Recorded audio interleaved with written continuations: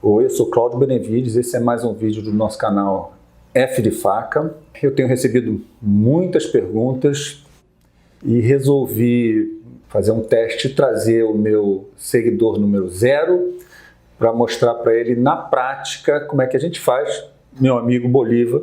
E ele me trouxe um conjunto de facas, 4 facas completamente diferentes, com 4 problemas diferentes para a gente resolver juntos aqui. Vamos tratar de cada um dos problemas aqui primeiro. Essa é uma faca bonita, uma faca mundial bacana, mas que infelizmente tinha arredondado ou talvez quebrado a ponta. E houve uma tentativa de fazer a ponta num esmeril, só que o excesso de temperatura marcou a faca aqui e talvez tenha até tirado a têmpera do aço nesse ponto aqui. E ainda não alcançou o fio. Eu reconheço que trabalhar no esmeril traz velocidade, mas o risco é sempre esse aqui. Então, o ideal é fazer isso numa lixadeira de fita, se tivesse não, uma pedra grossa, mais grossa que você tiver, ou uma lixa d'água grossa. Eu tenho lixa d'água até de 30, a gente pode tentar. Então, só para mostrar o tipo de trabalho que é, nesse caso aqui eu não vou resolver esse problema hoje não, porque isso aqui dá muito trabalho, mas só para mostrar que tipo de trabalho é. Na verdade, já foi feito o formato que ela precisa, o que precisa é fazer com que isso aqui tenha um acabamento contínuo, Retirar essa mancha que ficou e um acabamento contínuo, o desbaste seja natural e eu realmente tenho uma ponta fininha aqui que espete e fure o dedo. Ela, por enquanto, não está furando o dedo, porque o objetivo que o Bolívar me disse é limpar a carne com isso aqui. Então você precisa da pontinha para entrar por baixo da pele, da gordura, para começar a tirar. Então você precisa ter uma ponta boa mesmo. Então, na verdade, como é que eu vou fazer? É imaginar se eu quero tirar mais um pouco de cima ou de baixo. Se eu quiser tirar mais um pouco de cima, eu vou fazer a passagem por cima. Nesse caso aqui, como é flat, o dorso da faca é todo flat, você pode fazer com ela assim. Eu quero tirar um pouco mais assim, para retirar um pouco aqui. Fazer principalmente do lado do fio, lixar, para você trazer bastante fio e comer o desbaste todo, e depois na lâmina como um todo, nessa parte aqui, lixar para tirar essa mancha aqui. Tudo isso na pedra mais grossa, nessa pedra aqui que é a pedra 120. Posso fazer uma pergunta, Cláudio? Pode. Eu consigo fazer esse tratamento todo só em pedra? Só em pedra. Essa faca aqui que eu disse que eu estou trabalhando nela, uma opção de tempo, parei porque ela deu um certo trabalho, eu tinha outras coisas para fazer, não deu para continuar. Eu ajustei ela toda em pedra. Dá muito mais trabalho fazer só em pedra, Pedra ou lixa. Muito mais fácil você fazer num esmeril, numa pedra que role mecânica, que fique rodando. Mas há problema de velocidade. Um problema do esmeril é que a alta rotação leva a aquecer muito fácil o metal. Provoca esse tipo de problema, Essa é a questão. Mas na pedra dá para fazer. É esse trabalho. Aos pouquinhos você vai ajustando e eu acho que o ideal, quando você tem um problema de perfil da faca, quebrou um pedaço, houve uma trinca grande, o ideal é você desenhar na faca o que você gostaria de ter. Como é que é a ponta que eu quero? Eu vou imaginar, eu quero uma ponta igual a essa aqui, coloco aqui e faço o desenho dela. Olha, onde é que eu vou ter que tirar para ela ficar com a ponta assim. Então, fazendo o desenho, com aquela canetinha de marcação, você vai passando e você vai vendo onde é que você está tirando, qual é o resultado imediato que você está tendo. O quanto de trabalho você vai ter que fazer mais para aquele ponto ou não. O quanto aquilo é desesperador, porque às vezes, olha, puxa, eu estou fazendo, está tirando muito pouco. Mas realmente é isso mesmo, é um trabalho. Aqui no Brasil, normalmente quem trabalha afiando faca para os outros, sempre trabalha com motor, não é na mão. Porque você poder ter produção. Agora, com motor não tem a qualidade do trabalho da pedra. Para a sua própria faca, o resultado na pedra vai ser sempre melhor do que aquele resultado que ele alcança lá no esmeril, mesmo com velocidade mais baixa, com um redutor de velocidade. Tem que ter calma, Tem que ter calma e paciência. Tem que ter paciência. Infelizmente é isso. É aquela coisa, infelizmente, a gente vai ficando mais velho e vai começando a ter mais paciência. Bom, 0. Testar. Ela está cortando. Cortar, corta, mas... Não, então se ela está cortando, em relação ao fio de uma maneira geral, eu não vou começar aqui, eu tenho que começar lá de cá. E na verdade poderia até ser na outra pedra, Mas eu vou fazer só uma experiênciazinha para ver o que acontece com ela se eu fizer só uma outra coisa.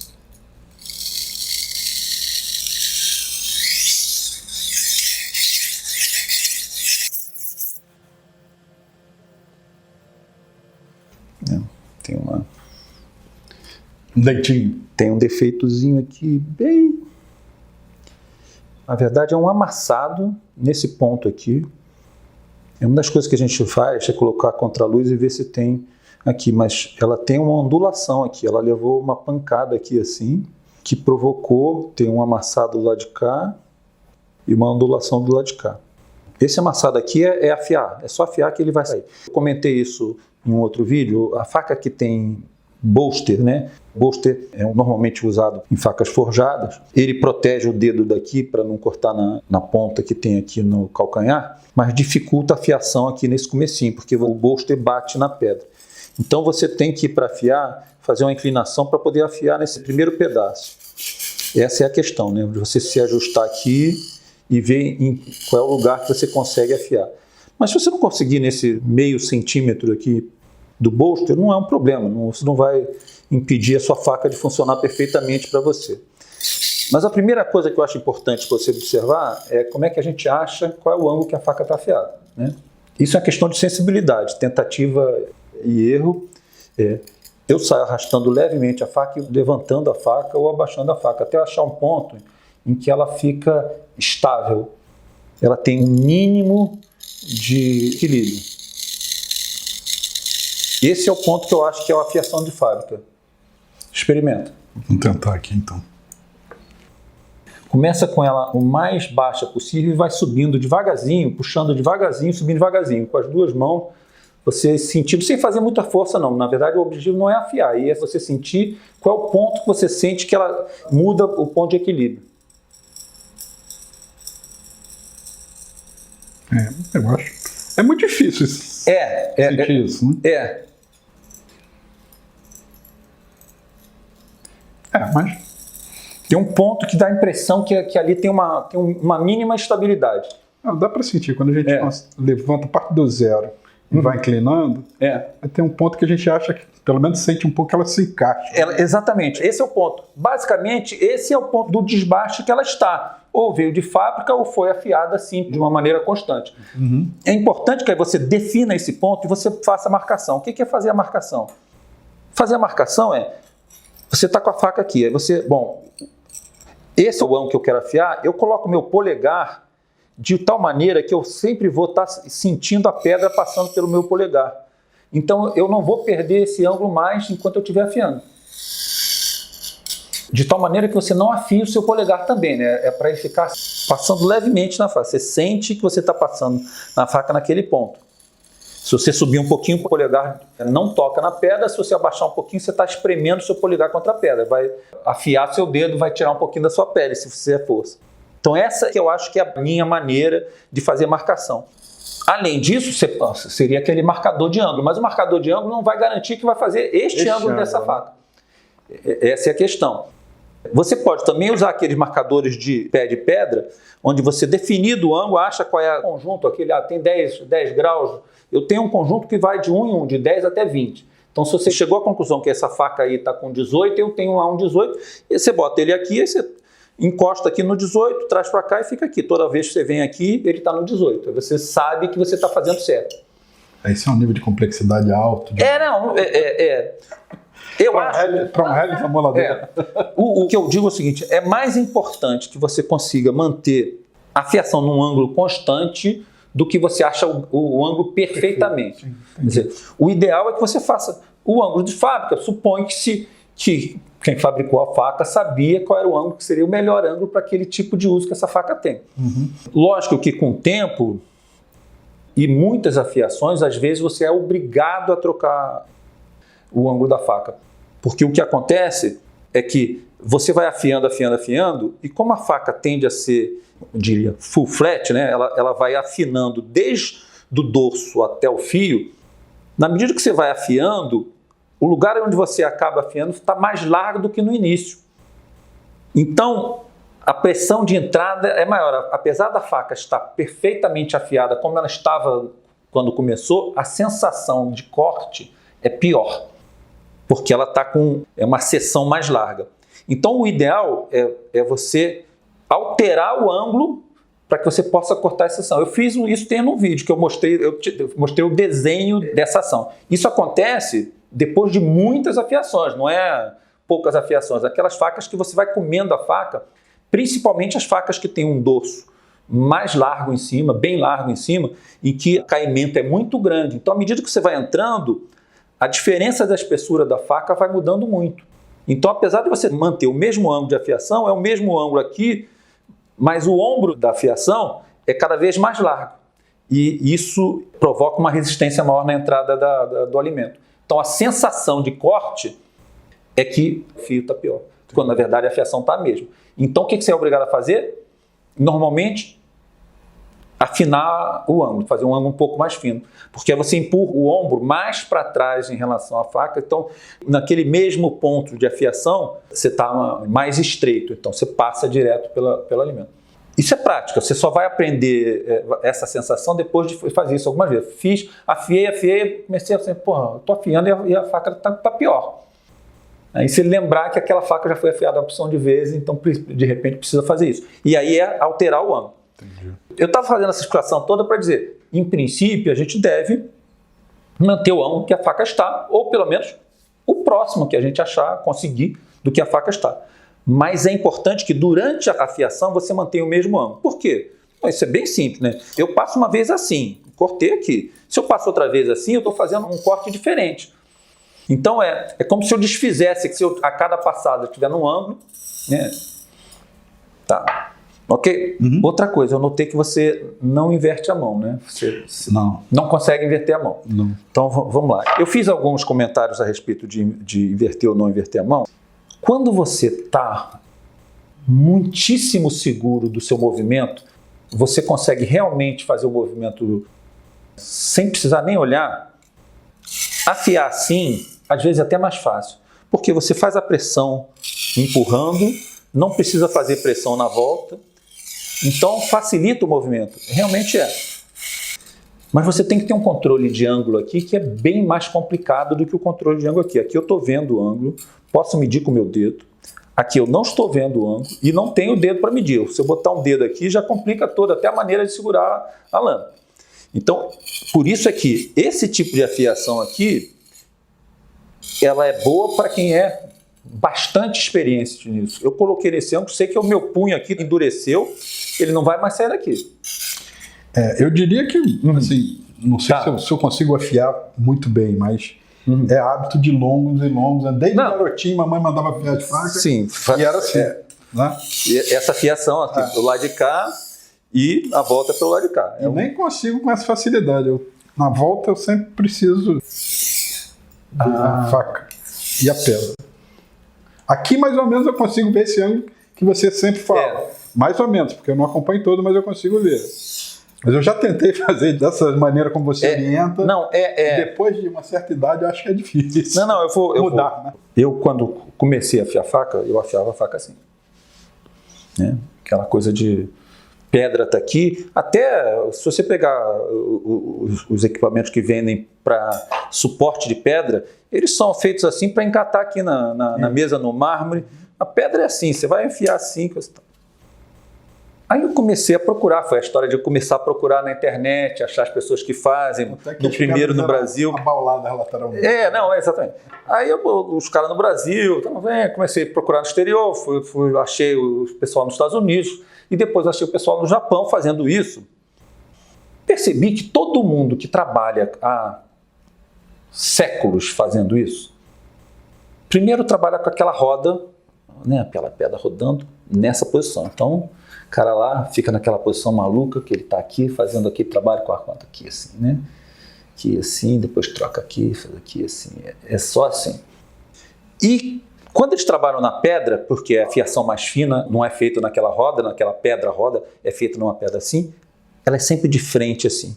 O sujeito na maior parte das vezes, se senta naquela posição no japonesinho, bota aquela mesinha na frente e molhando e aqui.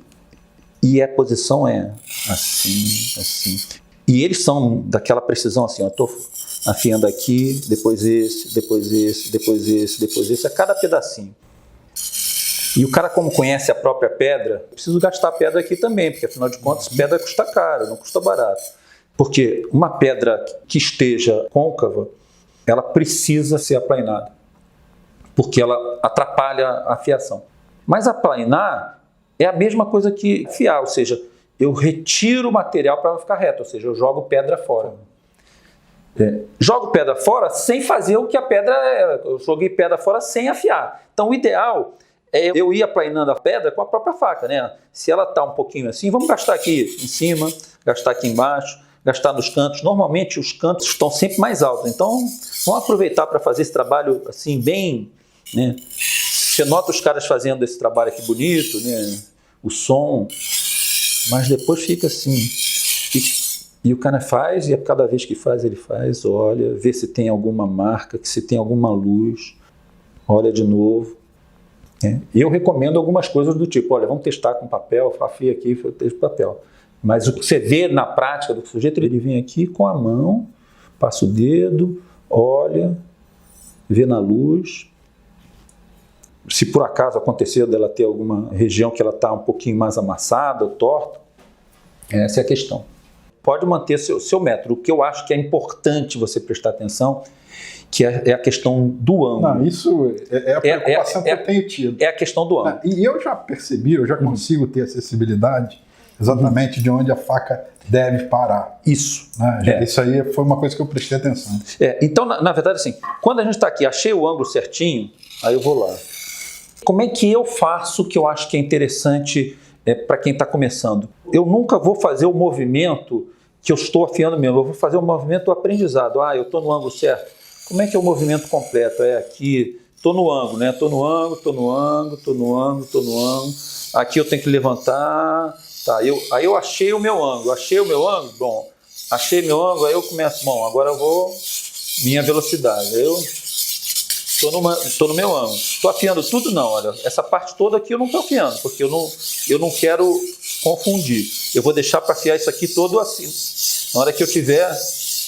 tudo de uma vez só, depois mais para frente. Nessa posição, é até melhor que você não faça a fiação dessa parte aqui ao mesmo tempo. Porque você, como você é obrigado a alterar muito o ângulo, e você não está com controle de ângulo aqui, é mais fácil manter o ângulo só assim e depois só assim, do que você fazer isso aqui, quando você fez aqui, quando voltou, já voltou num ângulo um pouquinho diferente. Tentar pegar toda a extensão da faca. Para essa posição, eu acho que o ideal é você tentar... Se a parte é reta, você pode fazer a parte reta inteira. Mas chegou na parte curva, você já tem que mudar a maneira do seu cotovelo, já é um problema para você ficar no ângulo. Entendeu? Então fazer cada parte em relação à curva em separado. Eu acho que esse é um dos aprendizados. A falha do dente é só um lugar onde você precisa fazer mais trabalho. Não é um lugar, nesse caso específico aqui, ela está amassada. Do lado de cá ela está amassada.